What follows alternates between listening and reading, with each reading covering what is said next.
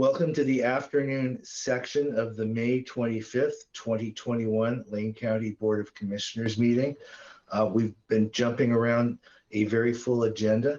We are now going to be at item 12A, Order 21-05-25-07, in the matter of setting guiding principles and priorities for American Rescue Plan Act funding.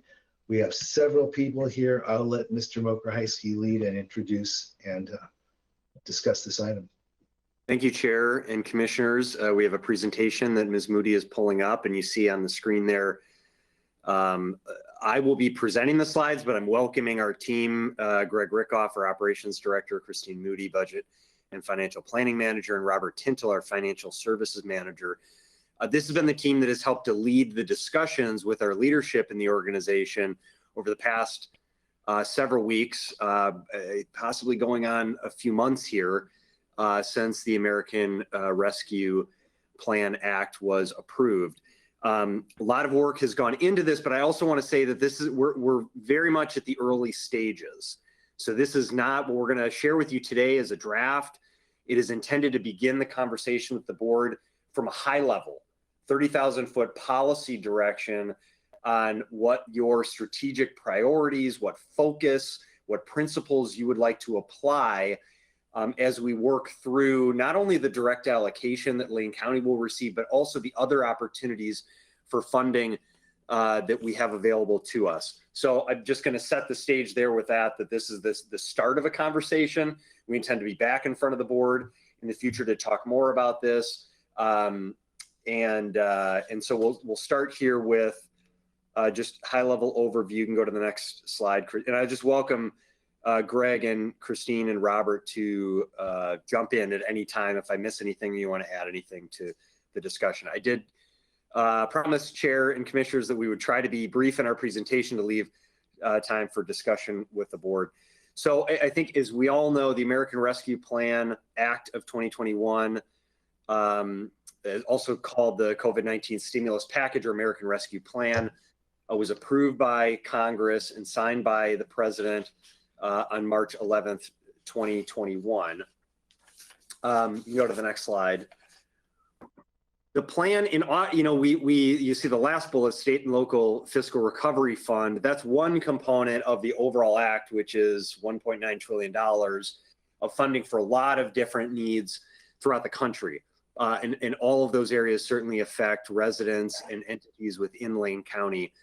Economic impact payments, child tax credits, capital projects, assistance for homeowners, rental assistance, small business grants and credit programs, employee retention credits and paid leave, unemployment compensation, and then again, this bucket that we'll talk a little bit more about, specifically the state and local fiscal recovery fund. And we have a slide here that shows sort of a graphical representation of what sort of the breakdown of the overall act. $1.9 trillion of that, $65.1 billion was direct allocations to county governments, and that was distributed. It's been distributed based on population to all counties throughout the country. So $65 billion to counties nationally, and of that, Lane County, based on population, is receiving approximately $74 million.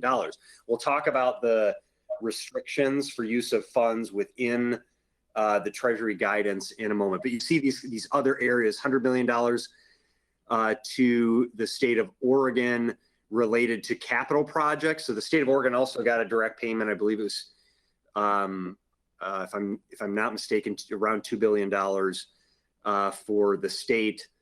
And then the $10 billion in capital projects, $100 million that the state will receive.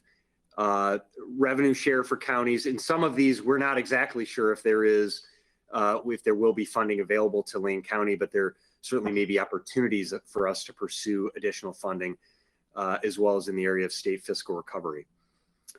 Okay, you can go to the next slide. So what we've provided to you here is, again, this a draft guiding principles and priorities document. If you think about your strategic plan, What that allows, the board adopts a strategic plan, you say, here are our priorities, here are the goals and initiatives, our values, our lenses. And what that does is it gives the staff in the organization policy guidance, right? We're able to then take and say, well, we know the board is focused on these priorities, and we know kind of the way in which they want us to look at issues. And it gives us, one of the things we really pride ourselves in Lane County on is moving quickly, being very responsive to changing dynamics in our community, across the state, and across the nation. Part of the reason we're able to respond so quickly to changing conditions is because we feel that we have a really clear understanding of the board's direction. We don't feel like on every micro decision, we need to come back and ask for permission on things, because the board's made it really clear. These are the top priorities. These are the things we really care about. For example, the discussion this morning about supervised medical respite.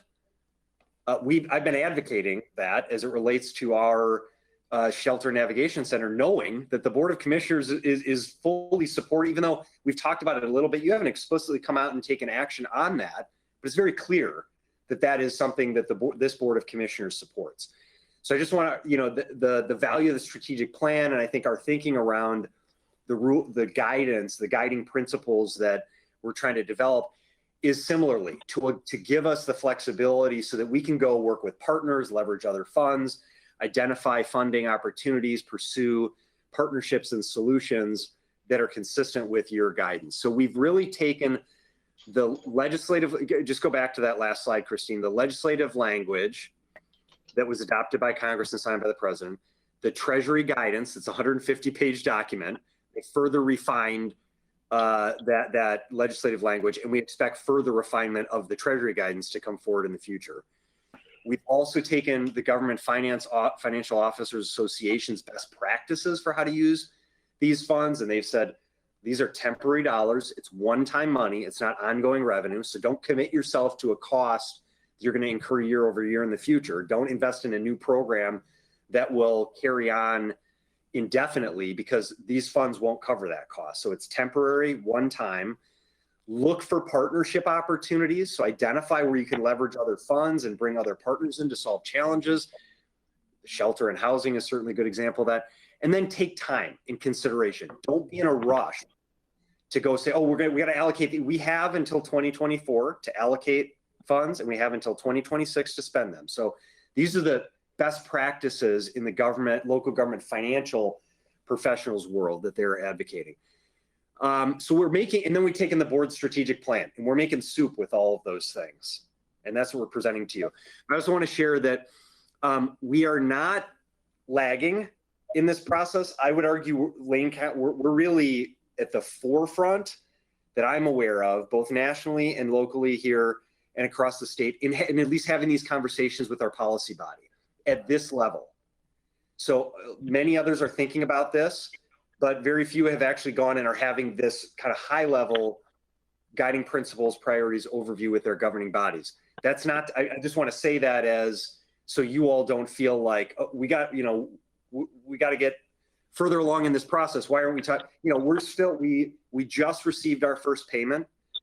I believe last week we received our first payment. So we're doing okay. We're doing our due diligence. We're taking our time to get this right. Okay, next slide, Christine. Anything else, Robert, Christine, Greg, I missed there? Okay. So strategic plan alignment, again, we've taken the board strategic plan, which we're going to sift through again and rework this summer. But we've taken what you've stated as your strategic priorities and values and desires for the organization and community. We've tried to apply that to these guiding principles with a real, and again, looking at the Treasury guidance and GFOA best practices and saying, how can this money actually be spent? And we've distilled it into the following areas: a real focus on health disparities, housing and shelter, mental health. We know these are going to be critical. They're not only critical today and they were before COVID, even more so as we move into recovery. So that is clearly an area that we feel like we need to have our eye on and prioritize.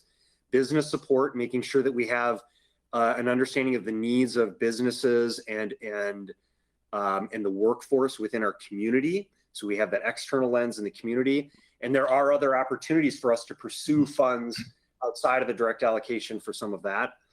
Increased infrastructure needs in terms of recovery, housing and shelter, deferred maintenance of county assets. So infrastructure investments, other things that have been identified, broadband access, right? Infrastructure can mean a lot of things. We know broadband access in rural parts of the county is a critical need. And then the fourth, we're calling employee support. And this is really the original intent of the direct allocation to counties and states and cities.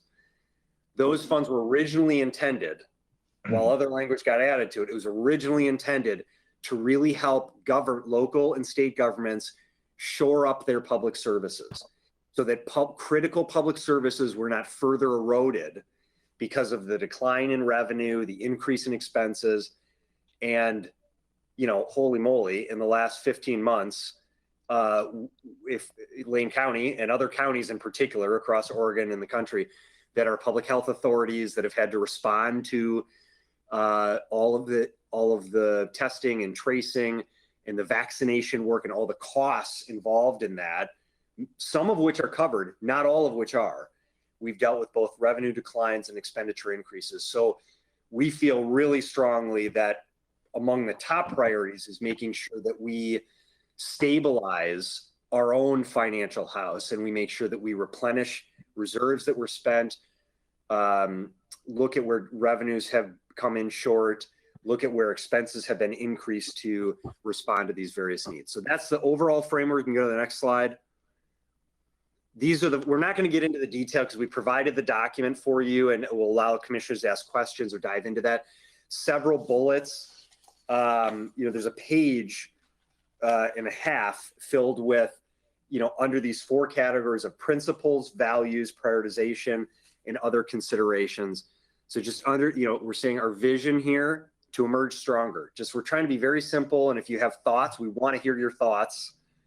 If you feel like there's better language on that, but our real goal here is we want to try to emerge from this pandemic stronger, right? As a result, let's get stronger as a result was our theme in our budget was crisis is opportunity, right? Don't waste a crisis to do something good. And so let's emerge stronger. That's our vision with all of this work. Our principle is to adhere to the objectives, the guidance, the legal requirements, all the framework from Treasury and everything that's been put out, support the recovery of our organization, our community, and then view with our strategic lenses, financial stewardship, equity, and collective impact, that partnership role. Our values that we take a systemic approach to public health and economic challenges, that we understand that our public health and economy has been systemically impacted by this pandemic and other challenges in the past year, that we'd seek to leverage funds, pursue other dollars that are out there. Under the area of prioritization, supporting, again, emergent needs, urgent emergency needs to bring the pandemic under control, fill the budget shortfalls, one-time expenditures, look at our existing assets and how we can invest in maintaining those. And then try to use other funds first, right? Try to seek other funds, and then these funds may have a little bit more discretion to them. So try to be diligent with that. And then we're looking at long-term impact. Again, we said 2024 funds have to be allocated, 2026 they have to be spent. So really looking how we can have the best impact across the entire organization and the region. Okay, next slide. And this is the last slide we have, and then I'll ask if Christine, Greg, or Robert have anything else, and we'll turn it over to you, Chair. Just to I don't want to get too hung up on organizational structures. This is still being refined, but we've had a lot of success responding with our COVID emergency response, with our holiday farm fire emergency response and recovery work. We followed this national incident management system structure. We're getting, fortunately or unfortunately, pretty good at it because we've been tested at setting up these emergency operations centers and having really a structure to how we manage really complex work that's dynamic and ever changing, but manage it in a thoughtful and integrated way. So our intent here was to sort of structure something around that incident management system, ICS, like we have with COVID and the fire recovery, but not quite as intensive, because this is truly going to be a long-term structure. We probably don't need an EOC with, 20 staff that are every day having, briefings and all of that intensity, because it's going to be a longer term recovery effort, but we want to have some structure. So the idea is that ultimately the Board of Commissioners is the policy body. You'll give us the guidance, your priorities, you'll set the policies, you'll make the decisions about allocations of funds. We're proposing an ARP steering committee that would be comprised of both elected and appointed department heads that would work with, as well as staff like our finance manager and our budget manager, that would meet more regularly to work through all of the various issues that will come up around this work. Again, not only the direct allocation of funds, but all the other resources that are available for us to go pursue. And then we are proposing the creation of 4 FTE that would be funded through federal funds that are received. A program manager, this is similar to our incident commander, Steve Adams, that was hired to oversee COVID, or Matt McCrae, who's been hired as our long-term recovery manager. Same type classification, similar type role of someone that we would hire to really lead this long-term effort, so that we can get more, we can be very organized and accountable in the management of the resource we receive, and we can be more proactive. So when the board says, hey, what about this? Or how about if we pursue these funds, that we have a structure and a team of folks that are dedicated to do that. Underneath that person would be a grant coordinator, and that grant coordinator would work intensively with department staff. We have grant writers in Public Works and HHS and Sheriff's Office and other places. So we would have a central coordination of pursuing grants. So it would allow us to become a little bit more proactive. Program specialists and a management analyst. Management analysts would do more of the financial accounting, working with finance and budget. There's hundreds of millions of dollars being spent by the federal government to audit the use of all of these funds. So we want to make sure that we spend these not only effectively for our community, but also in accordance with the laws that have been set. So this structure, again, we would bring forward in the supplemental budget to add those positions through the federal funds. But this is the kind of organizational structure that we're proposing to manage this work and to be proactive in our efforts, just as we are beginning to do with COVID response. We have done, I think, on the COVID response, and certainly on the holiday farm fire recovery efforts. So I'm going to stop there, ask my 3 colleagues if they have anything they want to add, and then turn it over to you, Chair. I thought that was a very complete overview of where we stand. I'm ready for questions and answers. Robert, anything before we start? No, okay. Commissioners, Diana, thank you. Yes, Commissioner Buck. Thank you, Chair. Just a clarifying question on adding the task force, the 4 folks. Does the ARPA money fund those 4 positions? Just want to know that if we're moving budget money around, or if it's just all encompassing. Yeah, I'm going to let Robert or Christine respond specifically to that. Yeah, we are anticipating this, Robert Tintle. Thank you, Commissioner Buck, for the question. We are anticipating that the American Rescue Plan's fiscal recovery funds will pay for these. As Mr. McCrasky mentioned, the interim final rule is interim, and they're going to come out with final guidance in about a couple months. They're taking more questions about it or feedback on the interim rule until July 16th. After that time, we'll have our final rule from the interim final rule. And so they are, the Treasury today just in fact said that they're going to be releasing additional FAQs to address what kind of administrative overhead could be covered during this, but we are anticipating the short answer. It will be. The final knowing for sure will come at a later date. Are there any other commissioners' comments, questions? We're talking about an historic opportunity here. Yes, Commissioner Farr. Thank you, Chair Bernie. I have a couple of initial, and then I may have invited, almost certainly will have a couple of follow-ups as we move down the agenda. We don't have a lot of time on this. And Ms. Mokrzycki, you presented what is, I think you called it a 35,000 foot. Is that the correct elevation view? Whatever. This is a high overhead view of the process, and we are ahead of other jurisdictions nationally in terms of getting the policy recommending or policymaking board involved in the early stages. As I look at the priorities, I'm really impressed with the fact that it really does align with what is our established strategic plan, which you have already stated, Mr. Mokrzycki. As a couple of questions regarding the priorities themselves, and these questions pertain to all priorities, not to any single one. As I look at them, I don't see specific projects listed here. I see really general terms. Can you comment on that? Yes, and what I failed to mention in the presentation, but thank you, Commissioner Farr, for the question, because it gives me the opportunity also to share with you that we, well over a month ago, it's probably been a month and a half, maybe 2 months even now, we requested right after the Congress approved and the President signed the act, the bill into law, we requested from all of our departments that they submit requests. We knew the four categories, the four kind of primary categories that were in the legislation, and we asked them to submit. And so all of our county departments submitted requests that totaled, I believe, 160 million plus or minus. Christina Robert will correct me.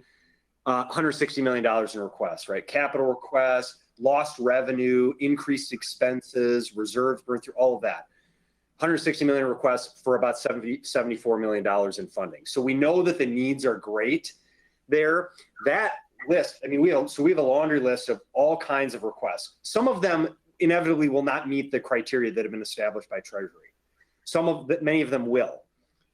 So we have that list, but the goal here today is not to go, because we're not at the point of saying, right, here's the laundry list of things we want to fund. To me, that would be kind of rushing this process. I think, so what we want to do to you is bring high level. Let's just start high level as we're flying over this thing and we look down, how do we want to assess this opportunity as Chair Bernie said, how do we assess that opportunity and establish some principles and priorities that help us come maybe down to more of a 10,000 foot view. And then we can start getting a little bit more into the details around specific initiatives. Does that make sense? Clear, perfectly clear, because it is consistent once again with strategic planning that we have been doing since you arrived in Lane County, Mr. Mokrzycki. And as we go through that, we moving past down the document to the principles, the guiding principles. Yeah, four areas listed, and the principles, values, and other things are pretty consistent with our strategic planning. And what I'd like to talk about a little bit is prioritization. Now that is where a little bit of art comes in, I think a little bit, once the discussion goes on. You have a pretty long laundry list of potential projects. And as we talk about what kind of projects are you going to look at, I'd like to suggest and ask for a comment from you and or others regarding the type of project. COVID-19 isolated people. We know that. Like it is right here, we're isolated. And that's, in many cases, that's very easy to recognize. People who have never been isolated all of a sudden are isolated. But Mr. Mokrzycki, we have people in our community in Lane County who are isolated previously, and COVID-19 magnified that isolation tremendously, very detrimentally mentally to a number of our populations. And we can recite the types of populations, but one population that I think of is the population that we have incarcerated, the people who are isolated in the jail in ways that none of us are isolated, that already have little contact with the outside. So the types of projects that you prioritize, Mr. Mokrzycki, are they going to be in some ways designed to de-isolate people, not just for COVID, but for the long haul after COVID. Give us an opportunity. You say crisis is opportunity. An opportunity to really fix some systems that really were magnified. The broken nature of them were magnified by COVID. And I think of isolation being one of them. Isolation due to the fact that you live 22 miles outside of Oak Ridge, for instance.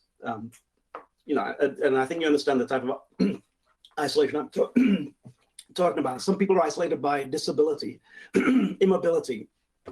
So can you comment on that, Mr. McCracken? And I'm not going to take up too much airtime here because we have a lot of commissioners who want to talk, but the types of projects that we're going to be looking at, which includes some capital, please. No, I think Chair Bernie and Commissioner Farr, I think that's a really good point, and that this is the discussion we want to bring to the board today. Say, you know, here what we think. You know, here's a draft of what we think is in alignment with what you've already stated are principles and priorities that you support.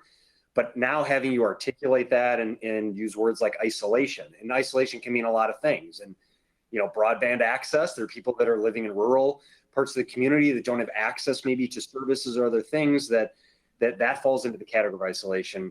Telemedicine, maybe, you know, things that create isolation and separation between families who are in our correction system and in the community. So certainly the sheriff has proposed, you know, significant additional investment in the electronic surveillance program, recognizing the need to get low-level offenders back in the community and connected with services. So, you know, again, having commissioners articulate some more specifically those priorities that you want to see reflected in here is really helpful. So I'll take that as feedback, and certainly something that if the commissioners are supportive of that concept, that we can incorporate further into this.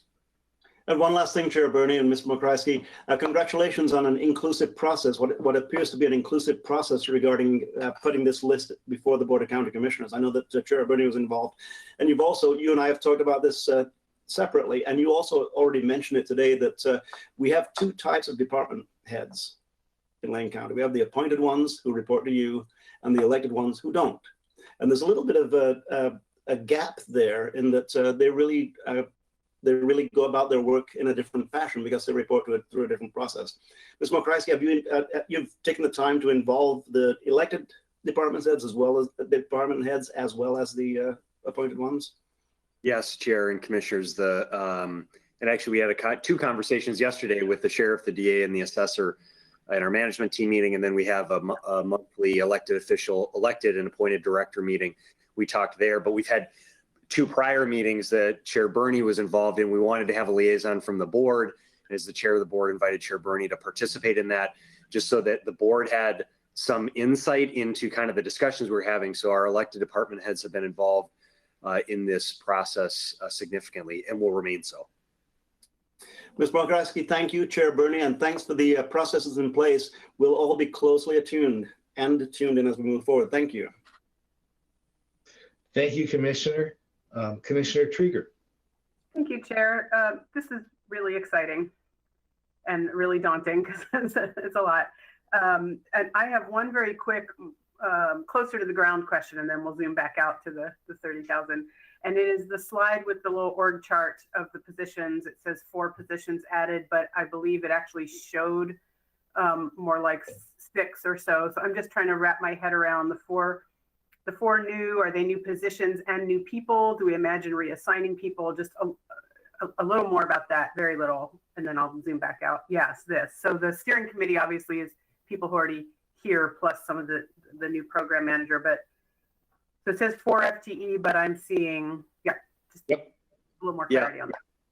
You're hearing a lot from me, so I'd welcome someone else to, but I'll just say briefly that the 4 new positions we're proposing are the program manager, the senior management analyst, and in parentheses it says grant coordinator, the program specialist, and the management analyst. So those 4, they're kind of at the bottom of your screen in rectangular boxes.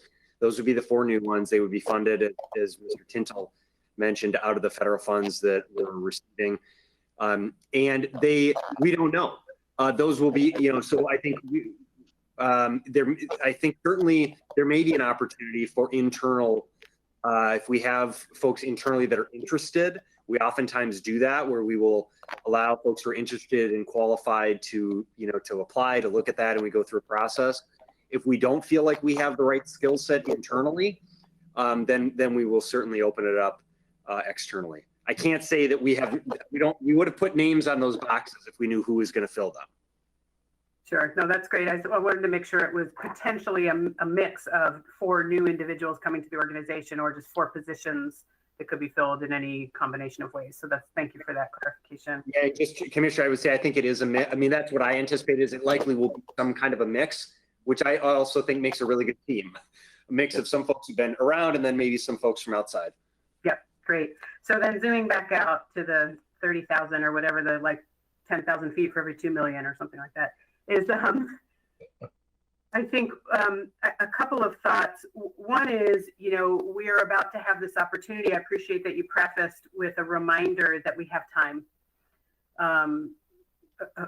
Still more than a couple years to allocate, and then at least 2 more years after that to spend down. And so I would really encourage us to take that time, even though there's a difference between rushing and urgency. And I don't think anybody would argue that we all feel a great sense of urgency to address a lot of issues, but to not rush.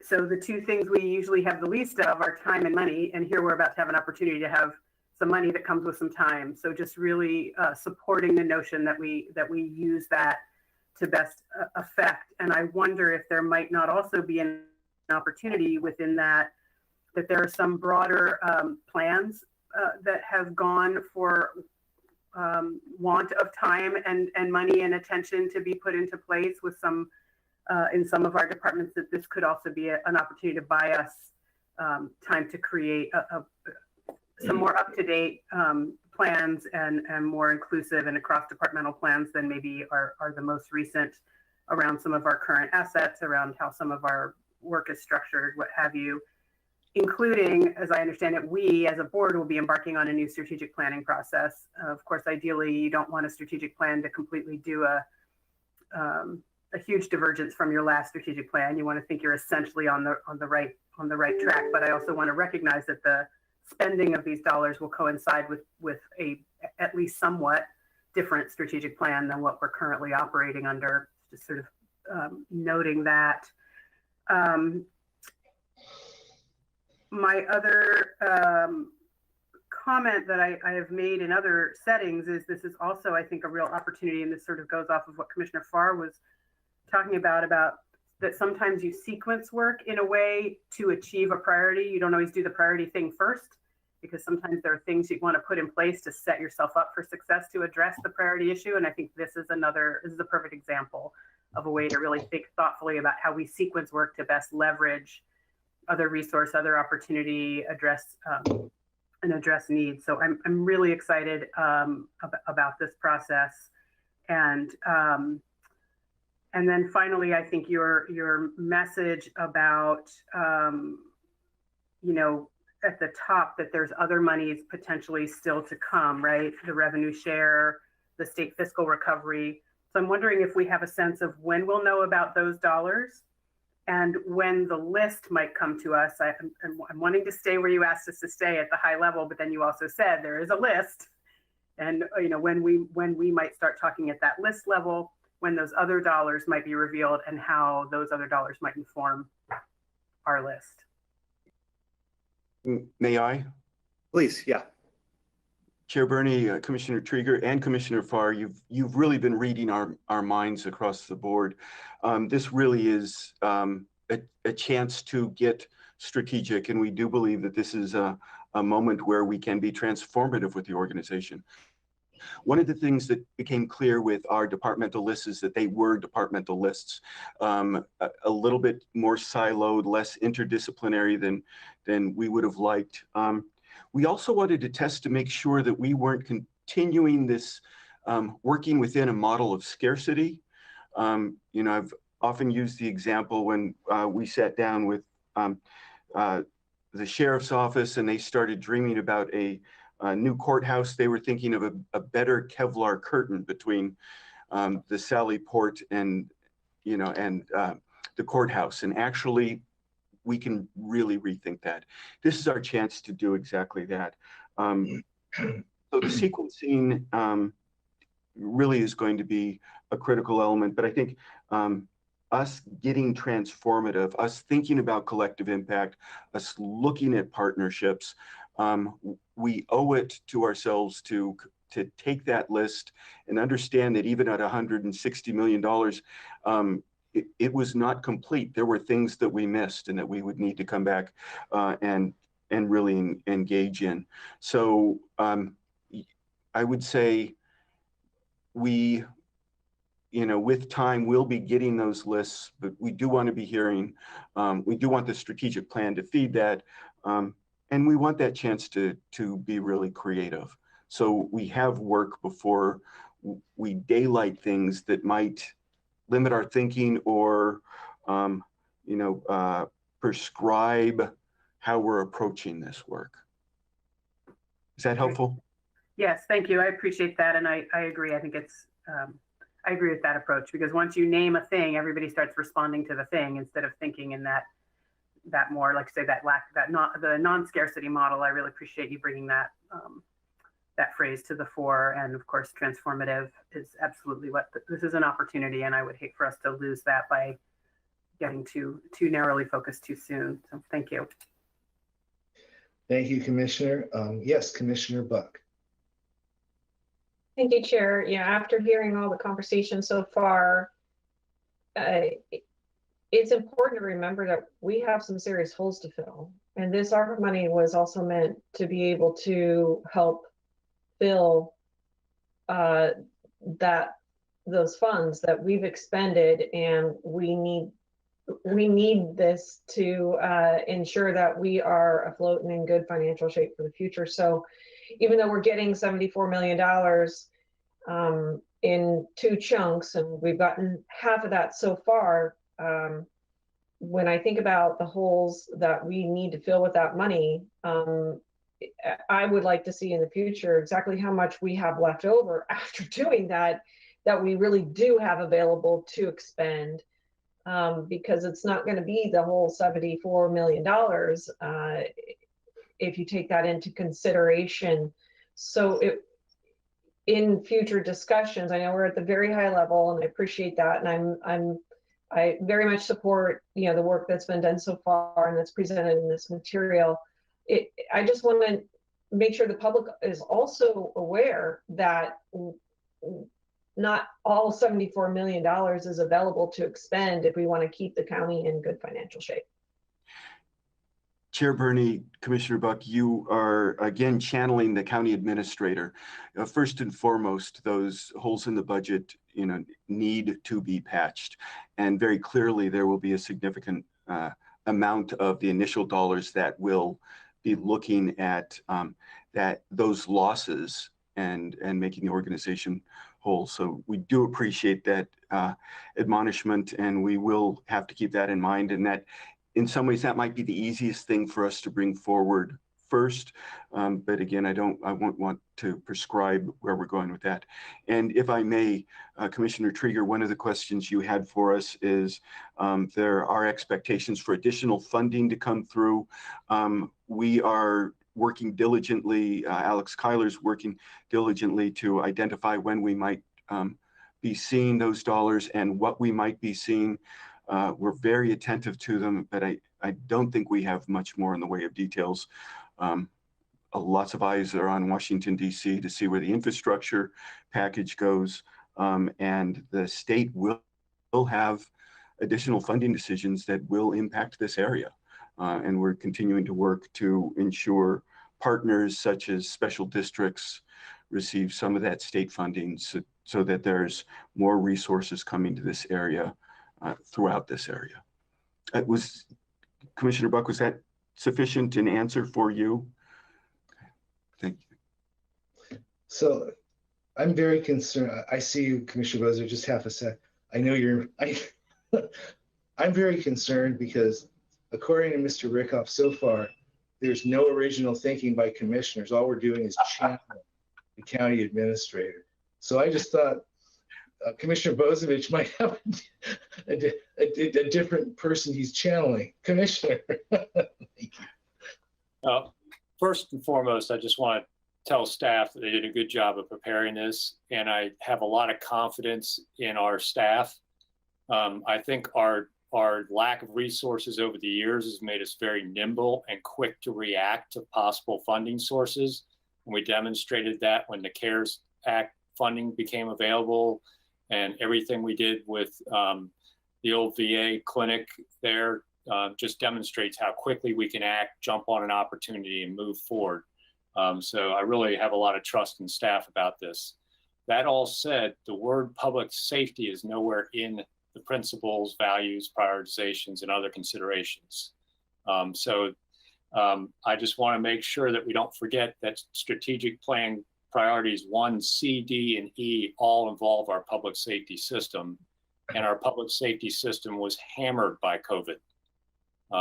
From our complete change in how we had to do booking and house inmates in the jail, to the impact it had on our partners like sponsors. It had to go from double occupancy in their rooms to single occupancy. So there was a huge impact in our public safety system. Please don't forget about them, and trying to make sure we maintain those services and rebuild them. So yeah, I like that everywhere there's health and economic, it should be, public safety, health, and economic. Yeah, somewhere in there, slip that word in there, please. My second item is just as we think about what we have beyond making up for what we lost, and we start talking about economic, to please concentrate on the tourism industry. That was the most heavily damaged industry by the pandemic. And as we talk about doing deferred maintenance and capital investments, those that support the tourism industry should be thought of as a priority. 3 is we talk about the fact that there are 160 million requests, but only 74 million available. Look at requests that might be fulfilled by future funding and grants to be lower in priority, and concentrate on what would only be eligible under this bucket of funding, if you can. And finally, the one thing that is kind of missing from this plan is do we have any space or capacity, if we're hiring these 4 FTE, to provide assistance to communities that don't have that capacity to go after these funds, particularly when we talk about the future buckets coming out. From small towns like Dune City to small special districts to all of our other cities and jurisdictions across the county. Whatever we can do to help everybody get a little piece of this pie is going to help us recover from this. So I don't know if there's any ability for us to lend that capacity, or maybe provide funding to another organization, possibly even LCOG, to help provide that capacity for smaller communities and special districts. But I don't want to forget that we're not the only entity that was damaged and trying to come back from this. Across our community, there's lots of organizations. Did you want to respond, Steve, before I go ahead? Yeah. Just briefly, I think those are good points. Appreciate that, Commissioner. I mean, all those points, Commissioner Bozovich. And as it relates to the last one, I think when we're talking about partnership, each of the cities did receive a direct allocation, but it's based on population. So the smaller the community, the less they're receiving. Certainly, Eugene and Springfield have their own staff and capability to do that. So we're probably talking more like the 10 rural cities and other even unincorporated areas. So I think our intent, certainly, I think we have to be careful about how much we take on in terms of writing grants for all of those entities, but it's absolutely our desire. And I think we certainly can beef this up a little to make sure that we're reflecting the need and the desire to partner with particularly our rural entities to pursue, again, it's that leverage concept, right? That we're going after together and providing that support. So I think that's a good conversation, something Mr. Rickoff and I in particular can flag and take to our regional managers when we have those meetings, talk to LCOG a little about as well. And well, I hope I didn't channel you too much. No, actually, you channeled me. with all respect, Mr. Mokraisi, that we did have that input about public safety at the last department head meeting you were kind enough to involve me in. And the sheriff did, in fact, as I recall, identify he didn't see his agency in the graph of who was sort of planning this. And my understanding was you agreed and you were going to incorporate that elected department as opposed to under you department. So I think some of those things, I'm sorry, I'm not even speaking for me. I think some of those things are being addressed, are they not? Yes, they are. Yeah, they are. And I think it's important to note that, you know, we haven't listed departments here. We haven't even listed every kind of function of the organization. I certainly hear the public safety piece. I mean, I think that's reflected in a number of these areas, but we definitely can call out the safety component more specifically. But yes, we're coordinating with all of those entities, and it definitely is reflected in all this work. Before I go to, did any other commissioner want to add anything to the conversation? Commissioner Farr? Just a quick flag, and that is the 4 boxes that you have listed on the American Rescue Plan. The third one is revenue share counties. That's the only one that is fully to be determined. Everything else has some form of pathway to how it's going to be distributed.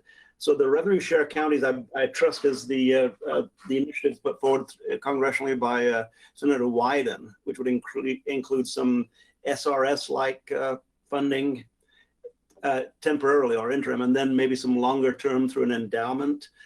Am I correct in that, Ms. Mokraisi? Simple yeah or no, or close to it?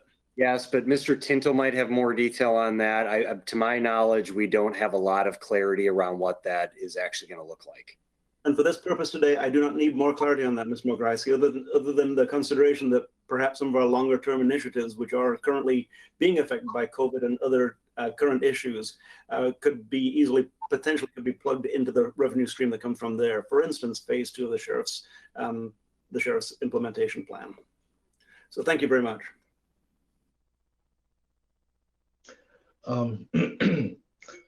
First, it's clear to me that even though I'm this year's chair, I can't possibly represent all commissioners. We all have one vote in these discussions. I've enjoyed being a part of them. I'd like to make a couple of comments because this isn't 35,000 foot level. This is 80,000 foot level. There is going to be, I think, a dance, almost an art here between Steve's and staff's need to figure out how to best allocate and deploy resources, our desire to input that and have the input be as inclusive as possible, and problems that are urgent that are out there and groups that are trying to respond to them. So within that context, something I've observed is that I have seen the federal government and our state government rush to get dollars out. And I see our group locally not rushing, feeling that, as Commissioner Trieger said, feeling that sense of urgency, but not rushing to the degree that rushing may yield some foolish commitments or foolish expenditures. That's one. I want to propose that every dollar we get, if we're hiring local people and bringing them on staff, that meets this criteria. But every dollar we get, if possible, is reinvested locally meaning Lane County. That this also becomes an economic development opportunity to inject capital into the local economy in a way where it multiplies as many times as possible. In that regard, Mr. Tintle, every bank I know wants to hold on to money as long as they can so they can accrue and collect interest off of that money or invest it and receive even better returns before they actually get it to where it's going. Our county, I understand, is now sitting on $37 million. I presume you are investing that so we get a return on that, and that becomes more than 37 million, even in this low interest environment. Chair Bernie, thank you for the question. Yes, that is correct. We have invested that money. Every dollar that we get, regardless of where it comes from, we always invest in that. We are currently invested in the local government investment pool because it's liquid And actually, we're allowed to, according to ORS, keep up to about $51 million in that account. Obviously, this 37 million, the half portion we received, put us over that. So we have 20 days to go and invest that in other allowed investments. So we'll be looking at some treasuries, agencies, municipalities to invest in, along with, we're still investing in our local financial institutions, and we have the capacity to invest more in one of our other local ones. So we look at our CDs and money market accounts in our local financial institutions as well. Thank you, sir, because that's where I was going. You recall 2 years ago. Yep. Yeah, so that invest locally, thank you. A part of that, if not all of it, if we could plow it into our local credit unions and other institutions, that would be wonderful. And you're in charge of that, not me. I understand. Also, you know, when we talk about input, this board has made resolutions, and I think the resolutions, we all believe, without action are relatively empty. So I think it would also be interesting to see how resolutions might inform the spending of some of these dollars, so that nobody can accuse us of empty resolutions. That's just another point I'd like to make. And a final point, if I may, you know, I think Commissioner Bozovich's point is really a good one. It's one I've tried to make regarding assisting other groups, whether local municipalities or whether they're community groups that are engaged, so we can leverage as much as possible and get out of the silo mentality that Mr. Rickoff described. And so I'm just wondering, and also I constantly heard how Mr. Kyler and a lot of his work is understaffed. So I'm just wondering if we couldn't, in addition to a grant coordinator, and have that be as external looking as it is internal looking, also have some sort of resource officer that could provide support for some of the intergovernmental relations that have to be expanded significantly, just given the nature of these allocations. Sorry, didn't like to blindside. No, that's okay. I mean, I think we can look at that. I was pausing to see if Mr. Rickoff or Mr. Tintle had any thoughts about that in particular.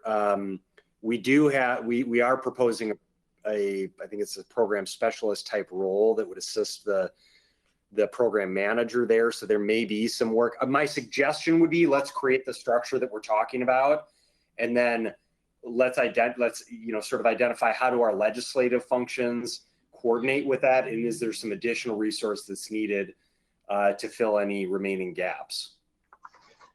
And finally, Steve, at what point will we be hearing like community input from some of our key partners like Homes for Good and Lake Workforce Partnership, as well as other community things? Have we scheduled that already as it relates to not the first tranche, but kind of moving forward?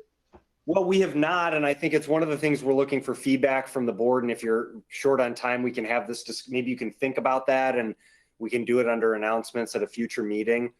But I'd like feedback from commissioners about what type of public process would you like to engage in, not just around the direct allocation, but really about what are the things that we should be going at. I mean, you all are getting the requests to support send letters of support and all these different things, and that's only going to continue. So I'd love to hear that feedback, and I think that if we can hear feedback from the board on what type of a public process you'd like us to look at to gather feedback, and then we can staff this structure we're creating, we can start to bring those two together to advance that kind of public engagement process. Does that make sense? Yeah, and I'm done after this one comment, because all of my comments relate to how do we use this to both mobilize and unify various disparate groups who are used to working under the scarcity model, not under the prosperity model. That's all. Thank you. Are there any other commissioners on this item, or Greg, Christine, Robert, are there any other things you want to say so that we're kind of all marching in the same direction here?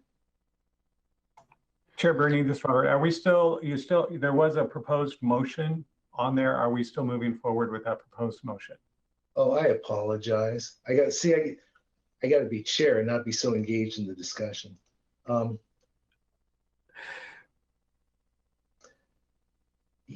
Yes, there is an order.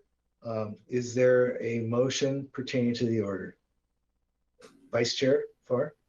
Chair Bernie, I move order 2105-2507 in the matter of setting guiding principles and priorities for American Rescue Plan action funding, with notation that we did have a pretty robust discussion regarding the process moving forward at this board commission meeting. I'll second. Thank you very much.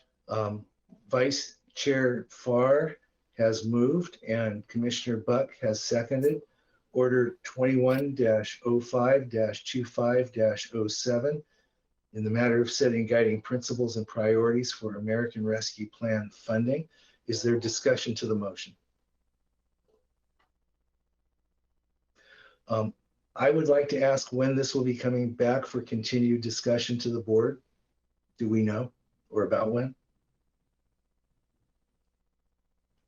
I don't have a date for you specifically. Okay. And what would you like? Is there something you'd like us to bring back specifically? I'm going to open it to others. I just know that I've heard you discuss we may have for the first time in a couple of years, a planning retreat that relates to strategic planning, which I think even Commissioner Trieger referenced earlier. And I just know it'll all be sequenced, and I know you'll solicit board input. So I didn't know if you thought that through. I'm sorry. Yeah, I think the next step will be for us to dive into our strategic plan and go through that process. And I agree that there will be, the conversations will sort of, I think, be simultaneous and start to become incorporated. Thank you. Is there any further discussion? Seeing and hearing none, all those in favor of order 21-05-25-07 made by Vice Chair Farr, seconded by Commissioner Buck, please signify by saying aye. Aye. Opposed, same sign. Let the records show that this was unanimously approved. Vice Chair Farr, I apologize. I'm looking at the watch. I literally am going to be cut into in 45 minutes. I have to go. It's the first time I've missed doing this, and I apologize. But I'm passing the gavel to our Vice Chair. Chair Bernie, thank you very much. I'll grab the gavel and run with it and try and fill in adequately for you. I want the group to know all I requested of you was not to make me look bad by comparison. Okay, thank you very much. Thank you, Chair Bernie. Then very briefly, Mr. Mokrahayski, I think, Mr. Tyndall, everybody, we're finishing the last agenda item, moving along to item 12. I'm going to just take one moment to review the balance of today's business. We have item 12A and B, back to 12B. Notice we do have two number 12s on the agenda today. I think that the second number 12 should be number 13.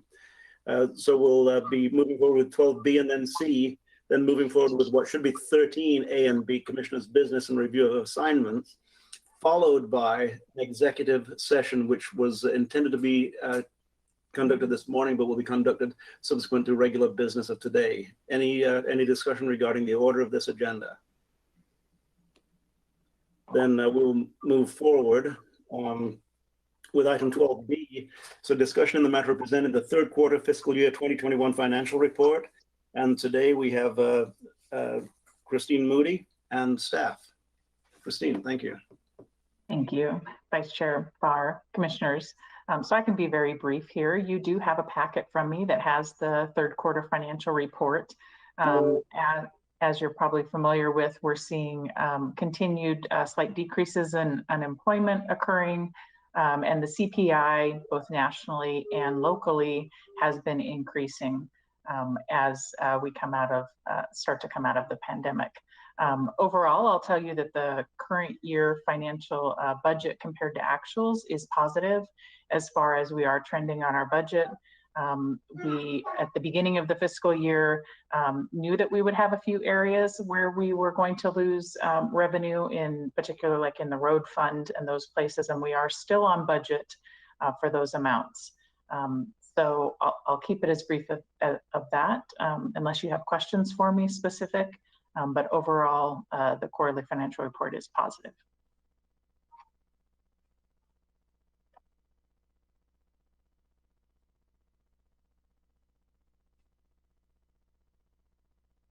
I believe you're muted, Chair Farr. And thank you for that. See, Chair Berney's already exceeded my capabilities. So to the board, any discussion regarding Ms. Moody's presentation of the third quarter report? I see none, Ms. Moody. Anything else for the order of this item? No, thank you, Vice Chair. Very good. Then, Mr. Mokryski, back to you. We have announcements.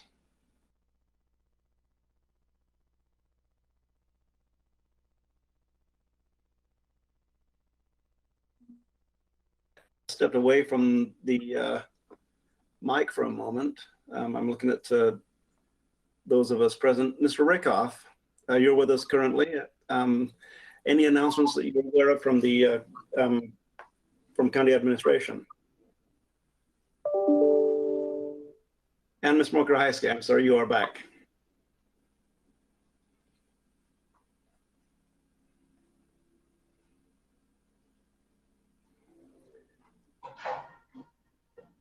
Well, if I were a pilot, I'd say something like, Tower, I'm in a stall. Then we'll move along to a commissioner's business. We're on item, what would be item 13A, commissioner's announcements.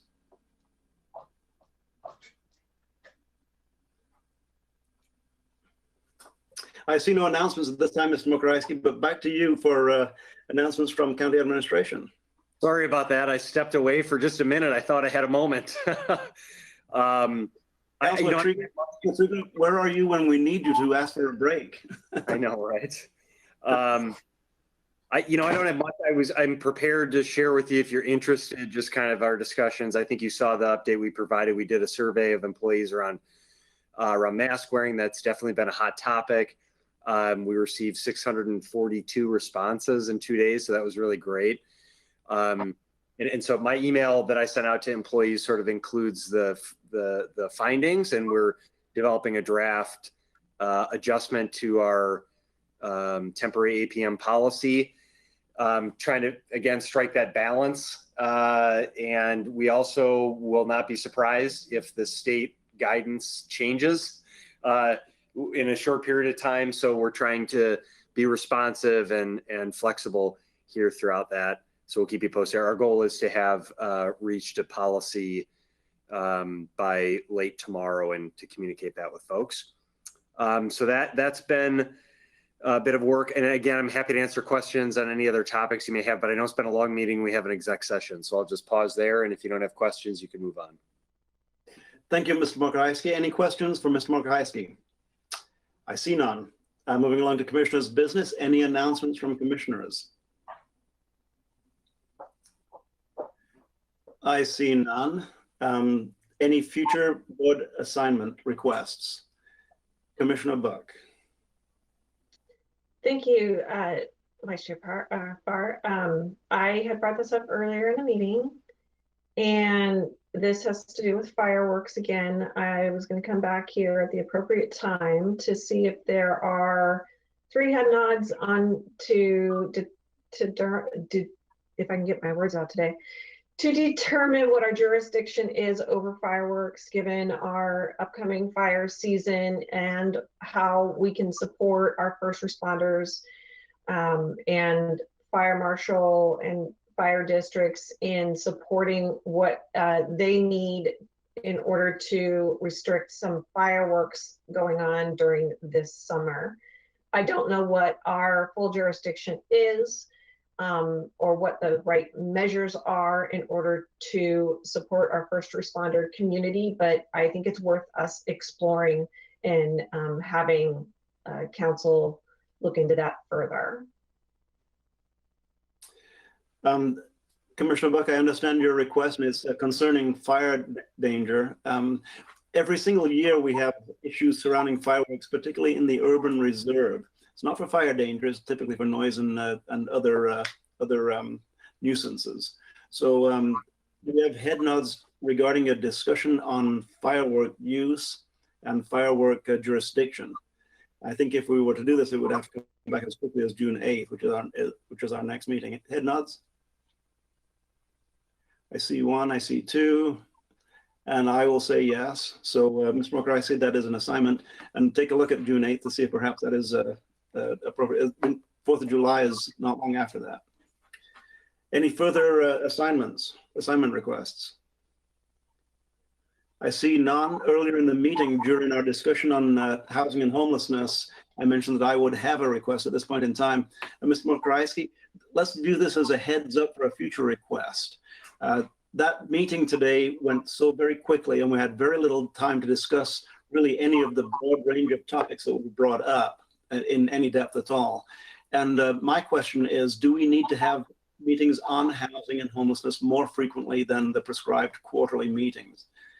For instance, we do have currently we have an emergency surrounding COVID-19, and we have weekly, reports every board meeting. So at some point, Ms. Mokrasky, I'd like to get a little bit more information as to how much more frequently can we have this discussion about homelessness and housing to further boil it to the surface. And Commissioner Trieger, I see your hand waving.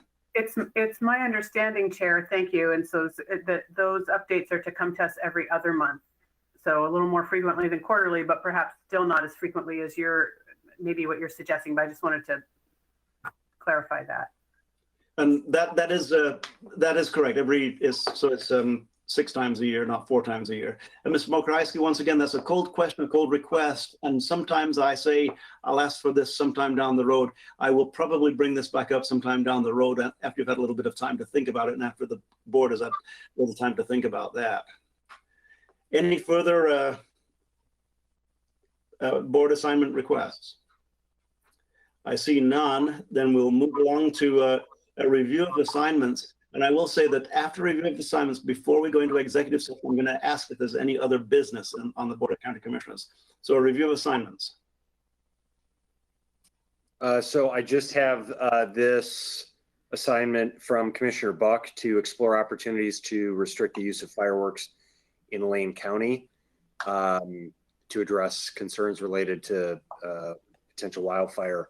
So we will assign that to legal counsel and probably have a land management staff person as well.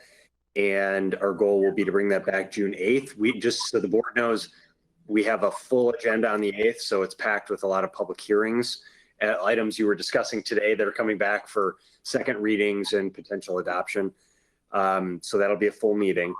And I think we probably could have Mr. Dingle report back under county council announcements. So that's the assignment I have. Very good. Any corrections or clarification on the assignments? Commissioner Trieger. Thank you, Chair. I'll just amplify. I think it's important that we hear back, even if it's a short timeline for this current season, particularly around 4th of July. People set fireworks off all the time. We're getting out in front of it for next year, whatever we can do. So I appreciate putting another item on an already busy agenda and another item on County Council's long to-do list. But I think it's important. If we don't get it started, we'll never move the conversation forward. So I really appreciate everyone's attention to that. Thank you. Thank you, Commissioner. And thank you, Ms. Mokrasky. I see no other discussion on that.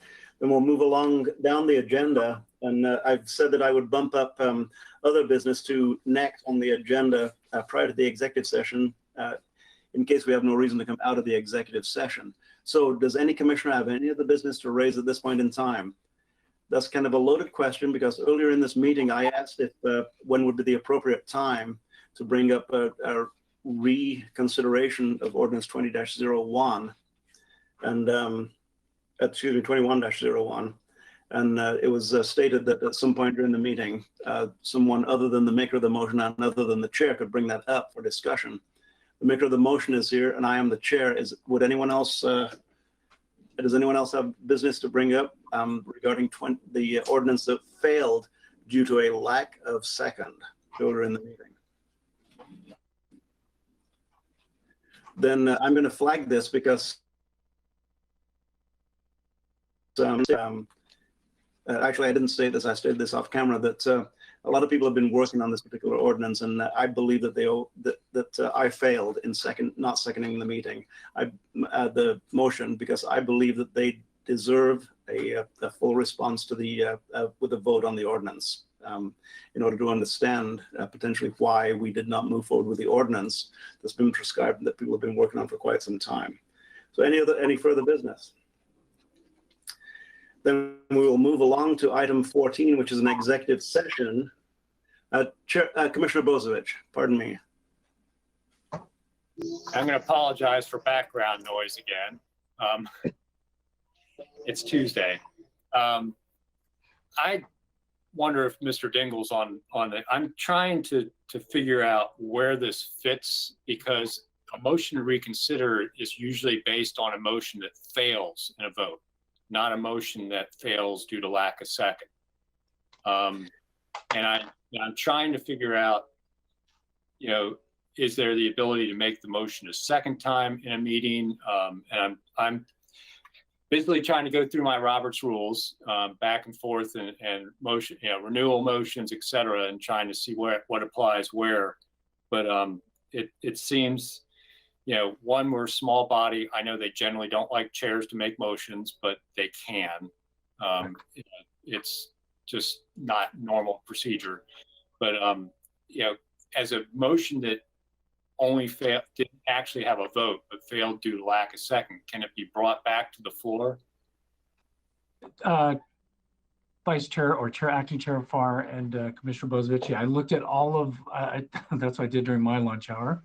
And what I concluded is you're absolutely correct. One of the things that we need to back up one step for is that, remember that although the governance of the principles that the board has agreed to for governance is that we generally follow Robert's Rules of Orders, but we don't do it in a sort of hyper-technical way. So that's the first thing. You're absolutely correct. Generally speaking, small boards or boards with less than 12 members are considered small boards. And generally speaking, boards larger than that, the chair is sort of absolutely prohibited from making motions and whatever, and voting on measures. Obviously, that's not the case with us because we're under 12. So I've concluded, as you've noted, the rule's pretty clear that the general reason that the chair doesn't make a motion is to maintain the impartiality of the role. I have come up with the same dead end that you did, Commissioner, which is I believe that we are within the time frame for a motion to reconsider because it is the same meeting. This meeting hasn't been adjourned. The question is the rule, and I looked all over and I couldn't find it, but the rule, you are correct, generally talks about a failed vote. And in this, it was the failure to gain a second for the motion. So in this case, what I struggled with is what is the prevailing position, if you will. And I guess it would be in looking at it the most generous, the prevailing position, and the person who would have to make the motion would be someone who did not, one of the commissioners who did not second the motion. And I believe you're the only, you Commissioner Bozievich, you're the one that made the motion, correct? Correct. So, okay. So that's, so I'm satisfied, no matter how that rule is interpreted, I'm satisfied that it has to be someone other than you. So with that, I would ask whether the other board members would consider having this brought back before the board as a motion to see if we can get a second this time. I'd remake the motion, but I look to Commissioners Buck and Trieger for their consensus to allow that outside normal Robert's rules, but within the purview of this board to do.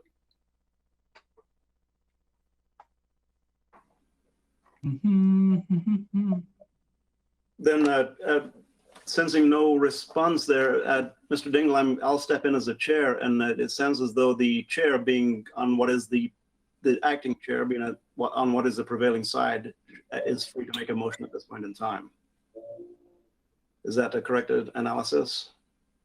Well, again, there is no, I've been looking at specific rules. What I'm operating off of, and I appreciate what Commissioner Bozovich just did, which is, I think this is at the point where the board has the flexibility if other members agree to proceed in the way that you suggested, but I think it does require at least the consent of one of the other board members, which I think would be at a moot point anyway, because it looks like it could theoretically end in a tie vote. So. And a tie vote would be a failed vote. That being said, then I'm going to, Chair Commissioner Bozovich, I'm going to extend my apologies to everyone watching and everyone involved in this that I did not second the motion earlier. That was my failure, my inability to step in at the right time to second that motion. That would have been the appropriate time to do it. If we had a full board of commissioners at this point in time, if all 5 of us were here, we'd have different options in front of us. We do not. So I'm not going to make a motion at this point in time, and it appears, Commissioner Bozovich, that that motion will not be reconsidered. I'm sorry about that, because I do believe if Chair Burney were still present, we'd actually have a majority, but that's just, it's sad, but we're going to have to start the process over again, possibly to help these people who failed to get signatures during a pandemic. Very well, then we'll move along to executive session item 14. Before we convene an executive session, I wish to publicly declare a potential conflict of interest pursuant to ORS 244-020, because my oldest child is a member of AFSCME and is a steward for that union. That being said, the Board of County Commissioners will meet in executive session to conduct deliberations with persons designated by the governing body to carry on labor negotiations, and to deliberate with persons designated by the Board of Commissioners to negotiate real property transactions. 2 items. This executive session is held pursuant to ORS 192.6602 D and E, which allows the Board of Commissioners to meet in executive session for the purposes listed. Representatives of the news media and designated staff shall be allowed to attend the executive session. All other members of the audience are asked to leave the room. Representatives of the news media are specifically directed not to report on any of the deliberations during the executive session, except to state the general subject of the session as previously announced. No decision may be made in executive session. We reserve the right to come back out into public session should the need arise. At this point, Mr. Dingle, I believe I will adjourn the regular meeting and convene the executive session. Is that correct? That's correct. Then I will adjourn the regular meeting. Commissioner Farr? That's the regular meeting. Is that correct? Commissioner Farr, no, you're going to adjourn it, but this is Diana. Yeah. I'm just going to ask if Mr. Dingle can weigh in. You did did a declaration about AFSCME, but we do not have an AFSCME exec session today. Thank you, Ms. Jones. I wanted to clarify. Sorry, Vice Chair Farr, it is 626. It is 626. Very good. Then I'll not rescind my my potential conflict of interest, but we will not be discussing AFSCME during the executive session. Thank you very much. Any further corrections for the Vice Chair? Then at this point, I will adjourn the regular meeting of the Board of County Commissioners and reconvene the executive session and convene the executive session. Commissioners, please rejoin us in 5 minutes. Let's make that 2 minutes on the link that you've been sent. We are adjourned.